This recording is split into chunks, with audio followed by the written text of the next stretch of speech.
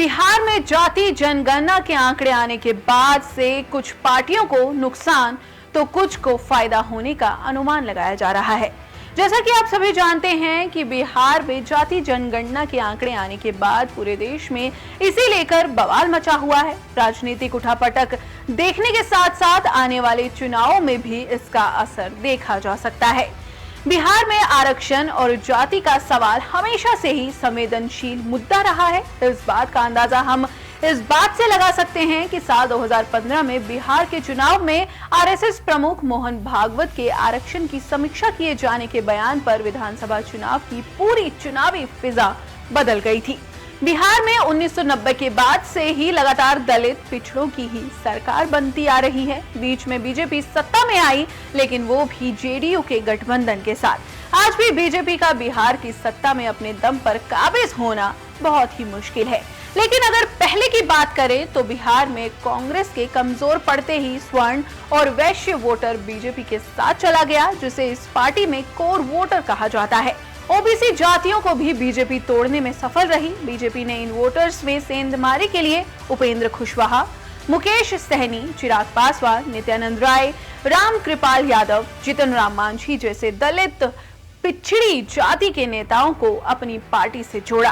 हालांकि पिछले चुनाव के मुकाबले अब माहौल बदल गया है। वर्तमान में बीजेपी जाति जनगणना के तोड़ के लिए गरीब कल्याण के एजेंडे पर फोकस कर रही है। जाति जनगणना के जाल से बाहर आने के लिए भाजपा आने वाले समय में गरीब कल्याण की योजनाओं को पिछड़ा वर्ग और दलित कल्याण के लिए काम करती नजर आ सकती है। बिहार में जब से जाति जनगणना के आंकड़े सामने आए हैं, तभी से सारे विपक्षी दल बीजेपी सरकार को घेरने में जुट गए हैं और कांग्रेस से लेकर सारी पार्टियां देश में जाति जनगणना की मांग कर रही हैं। लेकिन अब बीजेपी सरकार ने गरीब कल्याण के एजेंडे की शुरुआत कर दी है।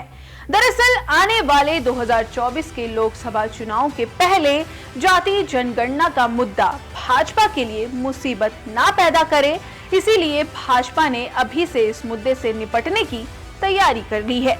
इस समय उत्तर प्रदेश में जाति जनगणना का मुद्दा राजनीति में जोर पकड़ता दिख रहा है। इस समय उत्तर प्रदेश में इस मुद्दे के काट के तौर पर बीजेपी गरीब कल्याण के एजेंडे को रफ्तार देते हुए और आगे बढ़ाने का कार्य करते हुए नजर आ रही है। तो वहीं दूसरी ओर बात की जाए तो समाजवादी पार्टी मुखर होकर जाति जनगणना की मांग करती रहती है। बहुत बार अखिलेश यादव जाति जनगणना पर बात करते हुए कह चुके हैं कि देश में हर राज्य में जाति जनगणना होनी चाहिए। तो इसके साथ ही मायावती ने भी इस मुद्दे पर मुखर होकर विचार करने की बात कही। कांग्रेस भी पूरी तरह से देश में जाति जनगणना कराए जाने की मांग करती नजर आ रही है। यानी तीनों मुख्य विपक्षी दल इस वक्त एक साथ इस मुद्दे पर खड़े नजर आ रहे हैं। तो वहीं कुछ पार्टियां जो बीजेपी सहयोगी मानी जाती हैं, वह पार्टियां भी जाति जनगणना के मुद्दे पर विपक्ष के साथ सुर से सुर मिलाती नजर आ रही हैं, जिसमें निषाद पार्टी के संजय निषाद, सूबा सपा ओपी राजभर, अपना दल प्रमुख अनुप्रिया पटेल, ये सभी पार्टियां जाति जनगणना और सामाजिक न्याय की मांग करती नजर आ रही हैं। 2024 के चुनाव में ये मुद्दा सियासी पारा बढ़ा सकता है। ऐसे में भाजपा अपनी विरोधी सपा, बसपा, कांग्रेस पर हमलावर हो सकती है। इसीलिए बीजेपी सोच विचार से इस मुद्दे से बाहर आने की कोशिश कर रही है। भाजपा आने वाले समय में गरीब कल्याण की योजनाओं में सरकार की भागीदारी और पिछड़ा, दलित और अल्पसंख्यकों को सबसे ज्यादा लाभ दिए जाने के इस एजेंडे पर काम करेगी। सरकार का फोकस गरीब कल्याण की योजनाओं से वंचित को लाभ पहुंचाना और इसमें दलित और अन्य पिछड़ा जातियां भी हैं, जिसे बीजेपी मनाने की कोशिश में है।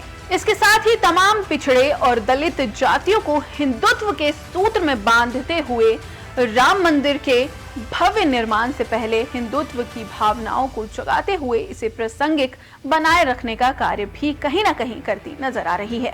खास तौर पर छत्तीसगढ़ की रैली में प्रधानमंत्री नरेंद्र मोदी ने ये बात खुलकर कही थी कि जाति जनगणना आधारित जनगणना हिंदू समाज को बांटने की कोशिश है। सीधे तौर पर बीजेपी गरीब कल्याण और सांस्कृतिक राष्ट्रवाद के मुद्दे को तूल देती नजर आ रही है, जिसे बीजेपी जातिगत जनगणना के कार्ड के तौर पर इस्तेमाल करने की तैयारी में है। इन सभी बातों पर आपकी क्या राय है दोस्तों, हमें कमेंट करके जरूर बताएं।